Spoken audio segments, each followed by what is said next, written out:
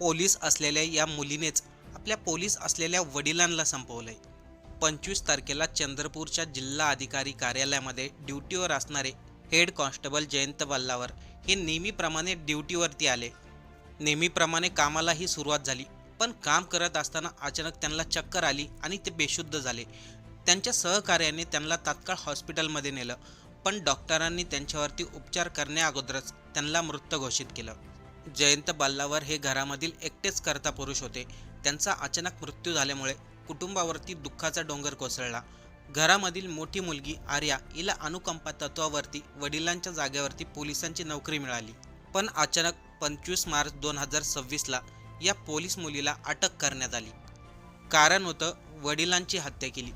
पण आर्याचे वडील तर ड्युटीला गेले होते, तिथेच त्यांना चक्कर आली आणि त्यानंतर त्यांचा मृत्यू झाला. मग आर्याने वडिलांना कसं काय संपवलं, याचा काय संबंध, सविस्तर या स्टोरीमधून आपण जाणून घेऊ. चॅनेलवरती नवीन असेल तर सबस्क्राईब करायला विसरू नका.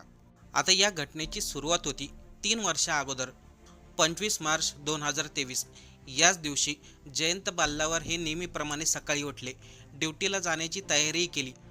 मुलीने वडिलांना नाश्ता मिल्कशेक बनवून दिलं. त्यानंतर जयंतराव नेहमीप्रमाणे ड्युटीवरही गेले. पण ड्युटीवरती गेल्यानंतर त्यांच्याबरोबर काय घडलं हे आपण अगोदरच सांगितलं. त्यांना चक्कर आली, हॉस्पिटलमध्ये दाखल केलं, पण डॉक्टरांनी त्यांना मृत घोषित केलं. घरामधील कर्ता माणूस एकदम धडधाकट, कोणताही आजार नाही, काही प्रॉब्लेम नाही, अशा व्यक्तीला अचानक चक्कर येऊन त्या व्यक्तीचा मृत्यू होणं, ही गोष्ट कुटुंबातील लोकांना खटकली. या घटनेमुळे बल्लावर कुटुंबाला मोठा धक्का बसला.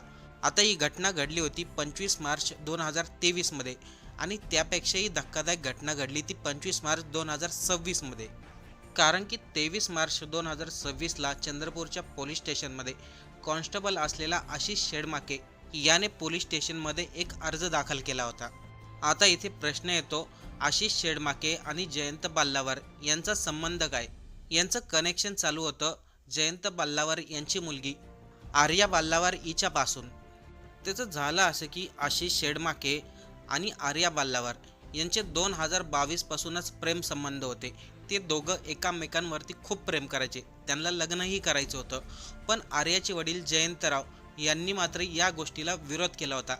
त्यांना आपल्या मुलीचं लग्न पोलीस कॉन्स्टेबल असलेल्या आशिष शेडमाकेबरोबर करायचं नव्हतं.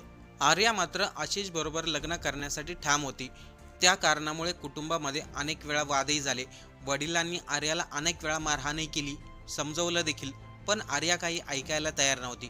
शेवटी आर्याला आणि आशिषला हे समजलं होतं आपलं लग्न होणार नाही. त्याचं कारण होतं आर्याचे वडील जयंत बल्लावर हे दोघांचं लग्न होऊन देणार नाही, हे आर्या आणि आशिषला पूर्णपणे समजलं होतं. त्यामुळं आशिष आणि आर्याने एक भयंकर प्लॅन आखला. वडिलांना कायमचं संपवायचं, पण कसं संपवायचं जेणेकरून कोणाला डाऊटही आला नाही पाहिजे आणि कोणाचा आपल्यावरती संशयही गेला नाही पाहिजे. त्यांनी जयंतराव बल्लावर यांना संपवण्यासाठी ॲक्सिडेंट करून मारलं तरी संशय होईल, गोळी मारली तरीही आपण फसू शकतो.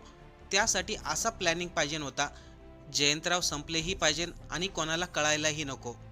मग आशिष आणि आर्याने प्लॅन केला विषारी पदार्थ खाऊ घालून जयंतरावांना संपवायचं.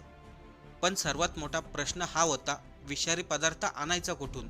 या गोष्टीचा पुढाकार घेतला आशिष शेडमाकेने. त्याने आपल्या मावस भावाला विचारलं, मला विषारी पदार्थ हवाय. आशिषच्या मावस भावाने आणखीन एका व्यक्तीचा कॉन्टॅक्ट नंबर दिला, त्याच्याकडं हा विषारी पदार्थ मिळेल असं सांगितलं. आशिष शेडमाकेने त्या व्यक्तीला कॉन्टॅक्ट केला. तब्बल 5,000 रुपयामध्ये ते विषारी द्रव्य घेतलं आणि ते आर्याला दिलं. 24 मार्च 2023 या तारखेला ते आर्याच्या हातामध्ये आलं होतं. ज्यावेळेस 25 मार्च 2026ची तारीख होती, त्याच दिवशी जयंतराव सकाळी नेहमीप्रमाणे ड्युटीला उठले होते. आर्याने त्यांना जे मिल्कशेक बनवून दिलं होतं त्यामध्ये हा विषारी द्रव्य टाकलेला होता. त्यामुळेच त्यांना चक्कर आली आणि त्यांचा त्यामध्ये मृत्यू झाला. आता आर्या आणि आशिषने अगोदरच प्लॅनिंग केला होता, त्यामुळं कोणालाही कोणताच संशय झाला नाही. जयंतराव बल्लावर यांचा मृत्यू झाल्यानंतर त्याच्या 1 महिन्यांनीच आर्या आणि आशिषने या दोघांनीही लग्न केलं. वडील पोलीस खात्यामध्ये होते आणि घरातील मोठी मुलगी आर्या, त्यामुळे तिने अनुकंपा तत्वावरती वडिलांची नोकरी मिळवली आणि आर्याला पोलीस कॉन्स्टेबल म्हणून नोकरी मिळाली. तसेच तिचा पती आशिष हा देखील पोलीस कॉन्स्टेबल होता. 2025मध्ये दोघंही नवरा बायको चंद्रपूरच्या पोलीस दलामध्ये रुजू होणार होते. फक्त दोघांची ट्रेनिंग बाकी होती. आर्याने आशिषला सांगितलं, माझी ट्रेनिंग संपल्यानंतर मी सासरी राहण्यासाठी येईल. आशिष सुद्धा आर्याच्या याच गोष्टीची वाट पाहत होता. आशिषची देखील ट्रेनिंग चालू होती. दोघांची ही ट्रेनिंग संपली. ड्युटीवरती रुजू होण्याची तारीख देखील आली. पण आर्या मात्र सासरी गेलीच नाही, ती माहेरीच राहिली. दोघंही पोलीस दलामध्ये रुजू झाले. आशिष नेहमी आर्याला विचारत होता, तू सासरी माझ्याकडे राहण्यासाठी कधी येशील? आर्या नेहमी त्याला टाळाटाळीचं उत्तर द्यायची. त्यामुळं दोघांमध्ये नेहमी वाद व्हायचे. मुळामध्ये आर्याला आशिषच्या घरी म्हणजे सासरी राहण्यासाठी आवडतच नव्हतं. त्यामुळं ती टाळाटाळ करत होती. पण आशिषला मात्र आर्याच्या याच गोष्टीचा राग येत होता. पण त्या दरम्यान एक घटना घडली. ते म्हणजे आशिषला पोलीस दलामधून बडतर्फ करण्यात आलं.